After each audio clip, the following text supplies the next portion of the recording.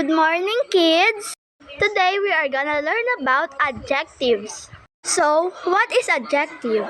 Adjective is a word that describes persons, things, animals, places, and events. It also tells something about a noun. Three things in adjective. Number one, positive degree. Positive degree tells only one thing and is not being compared. Number two, comparative degree. Comparative degree signifies the quality in greater or less degree. It tells two things and it's being compared. Number three, superlative degree. Superlative degree signifies the quality in greatest or least degree. It tells three or more items and is being compared. Remember, we add ER if it is comparative, and we add EST if it is superlative. Activity 1. Write the comparative and superlative in each number. Write your answer on your paper. Number 1. Anne is clumsier than Eva.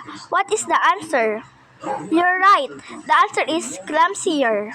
Number 2. Patricia is the most smartest person I've known. What is the answer? You're right. The answer is smartest. Number 3. Jacob is the strongest kid on the school.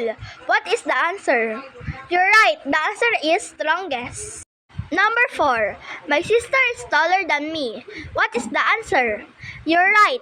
The answer is taller. Number 5. My friend is the calmest person I've known. What is the answer? You're right. The answer is calmest. Did you got it all right?